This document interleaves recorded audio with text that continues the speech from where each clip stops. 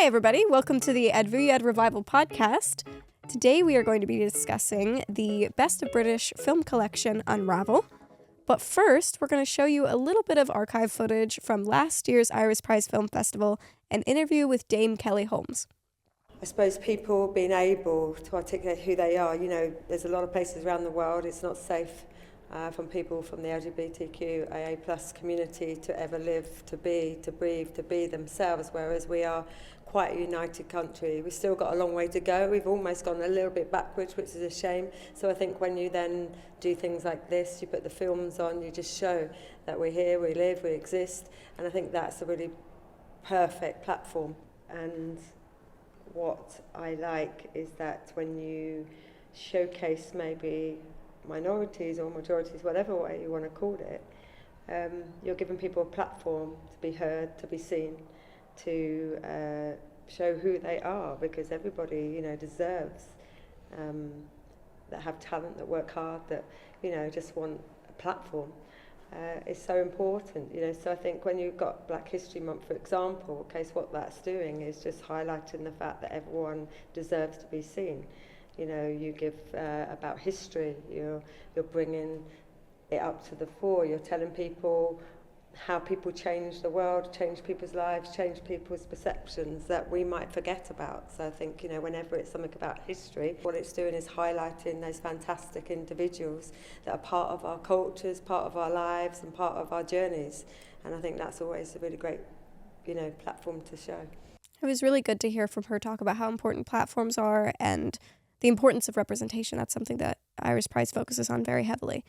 But now I will introduce you to my guest. Hi, Joe. How are you? Hi. I'm feeling great. Lovely to be here. Thank you for having me, Taylor. Hi. So we're going to talk about Unravel, which is one of the Best of British nominated collections, which is 5 different films. A lot of films I really enjoyed. I know that one that really stuck out to you was Bury Your Gaze. I love Bury Your Gaze. Bury Your Gaze. Oh my God, what a great way to start off this collection, honestly. Now, Bury Your Gaze, which I think that's a sleeper hit, because I think this is something we need to look out for. This is one of, I think, the best of the collection. I think I love it. It talks about one of the many tropes, well, as the name is called, Bury Your Gaze, which is a casual trope with queer characters typically getting killed off as like tragic romantics, which is something that I really am intrigued by. And it does a lot of like little play on things, and it has a lot of interesting cameos in it that I'm not gonna keep to myself. No spoilers. No spoilers here, not from me. But I think that even on a personal level, it's always really interesting to see that there is more to queer characters than just tragedy. Yeah. I think we've seen it all the way from like Shakespeare to nowadays, that there is tragedy in every sort of queer storyline. And bringing representation towards that, and actually bringing up, like uplifting it and being like, no, this is an issue, let's talk about it. I think it's really smart. I think I really like what they've done there. They brought up the issue, and yet they still made it into a fun comedic film. They still made jokes about it. Like, it was still a whole like fantastical story. It was great. So much. So many jokes you can say about, oh my God. Some of the scenes absolutely shocked me, because it was just, you didn't expect where it was going next. And there were so many doors, honestly. Oh, you see what I mean? The doors. It is a film full of doors. Full of doors that were opened, and metaphorically and realistically. Yeah. No, it was fantastic. I really had such a great time with it. I think it was one of the best, one of my favorites, I think. Oh, yeah. One of my favorites for sure. Another one that was really, really fun that I really enjoyed was Hot Young Geeks Seek Blood-Sucking Freak, which is a tongue twister of a title. Oh my God, yeah. I generally never can remember the blooming title, because I keep mixing up Seeks and Geeks. So I'm going Hot Young Geeks Seeks with what? But what? Now, as someone who grew up in the 2000s and was a very big fan of Twilight, this is the film that really stood out to me immediately. I think that and Bury Your Gaze, I was there being like, oh, these are very fun, campy comedies. And then this message behind Hot Young Geeks, that was, I didn't expect to come in either. Yeah. It was playing on, like, obviously Halloween, and as Halloween is coming up, that's always great. Yeah. But it plays on some of the, like, I think one of the thoughts I had the entire time was, are you or are you not? And I won't say anything more, but I was really trying to work it out in my head because they was planning all these costumes and I'm still like, what are you thinking about? What are you doing? Honestly.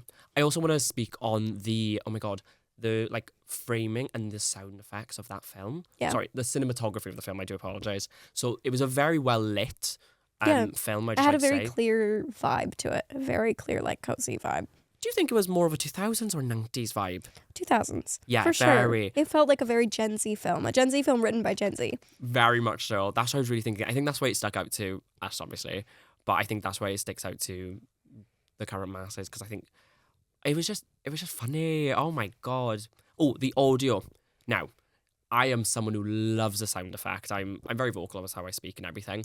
But they were really crisp and really like I can't say anything more, but they were just really watch the film because those sound effects made me giggle like halfway through, just out of nowhere as well. But they had a theme the entire film. They stuck with it and they really, really worked with it, and that's what I like about it. It was really, really good. Yeah, it was. So. It really felt like there was so much purpose behind it, but yet so much fun. It's like a contender. You could just tell it was Mm-hmm. just so much fun. Another one that was very like whimsical, similar would be Sleazy Tiger. I think very like fast paced at high energy, very similar. Now this one tells a bit of a different story, but something that it speaks on a few little different things, and I think first off it does speak on like first dates. Yeah, And it really does pry on that anxiety and a bit of the nervous is there of like what can happen on a first date. yeah, And then a very it shows universal feeling. very, very universal feeling. That film, wow. Now, I might have not related to it, but that film, cinematography wise, absolutely gorgeous. Incredible. And costumes, oh my God. Yeah, very much had a circus vibe all the way throughout. Like, I was very much getting, Is that what you were getting? yeah, circus, like theater kind of. Yes. Oh my God. Yeah, I see that. I really see it now when I go back and think about all the different people in it. I think, yeah, Yeah, that was always great. I think this collection of comedies, these three, they picked up on little nuances as well that really like stood out to me, and that I was there like, I saw you, I see you, I like it. It's really fun. no, it was really well crafted, really well shot, very much like had a very interesting thing to say about like sexuality and like how you express yourself sexually and like for like first dates and commitment to relationships and like accepting yourself for who you are. I think there was a big theme of like reassurance for who you are as a person. But to shift gears into some of the like more darker films that we also had in here, we had Blackout, Yes. which was about complexities of relationships and things that we normally see, I think, through like a heteronormative lens that we see differently in Blackout. Yeah, it really did speak on these complexities and that not everything. We always see these typically through a heteronormative like space. So seeing it through a gay relationship was very, very interesting. It was very much so like it was gonna say eye opening for me. So it was interesting to look at. Very much so, yeah. Yeah. Another similar one that was in that was pretty dark was Demons, which I think you found very intriguing. I remember you saying. There was a lot I could talk about this film. I think it speaks on a lot of topics that are quite relevant to nowadays, just general. It speaks about people of colour not being able to be gay in Africa. It speaks on police brutality in England. And it just is. I think this is the one like drama out of them. No, this is the second drama, isn't it? Mm-hmm. Don't mind me. So this is the second drama in the collection, and it's such a tone shift from the other three films, the comedies, and I think it kept me on my toes the entire time. As I said to you, I always find with films, if I can stay quiet, that means you've got me hooked. Yeah. And this film had me hooked. I wanted to know more. I wanted really, really get to know what was going on in this film. Also, a fun fact about the end of the film, there is a few little nods at the end of the film which I think are very important for people to watch. I think people need to watch Demons so that they can really understand what people have actually gone through and what people are going through. Yeah. It was a really good informative piece. I think overall Unravel is those films that just keep you going throughout. Yeah. Like you stay connected, you stay engaged, beginning to end. And I think all these films really executed that incredibly.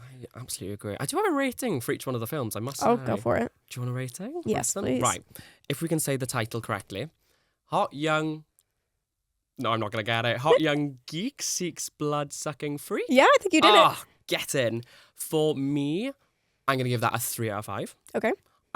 Next one in the collection was Sleazy Tiger. Mm-hmm. Going to give that one another 3 out of 5, I think. Okay. For me, personally, Blackout.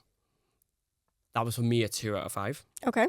And then we've got, not Sleazy Tiger, it is Demons. Yep. This is where it goes up. This is the 4.5 out of 5, I think. Very much so. And then All Barrier right. Gaze, ending it off with a strong film. 5 out of 5 for me. Wow, 5 out of 5. I know, That's my high first praise. 5 out of 5. Honestly. Well, I'm so glad you enjoyed these films. They were Thank you so amazing. much for talking to me about them. No worries. This was really fun. Now we're going to go to a little message from Jules. Are you interested in queer film? Hi, I'm Julianne. Come and grab some tickets for the Iris Prize Film Festival for some amazing LGBTQ+ short films and networking. Right here is where multiple screenings of the films will be available to watch, which at the moment looks quite empty, but that's because it's in preparation for the Iris Film Festival. There will be multiple screenings under sections such as faith, queer youth, and Unravel. Now, I'm personally excited for Unravel because it has the film Blackout, which is written and directed by Chris Urch. And don't forget the most important day, Friday the 17th of October, which is Best of British Day, where 15 films will be nominated and screened for you to watch. See you there. Thank you, Jules. Make sure you do get your tickets for Best of British. It will be a lovely collection of films for you to get to see. But thank you so much for watching this podcast. It has been made by the Performance and Media students here at the University of South Wales.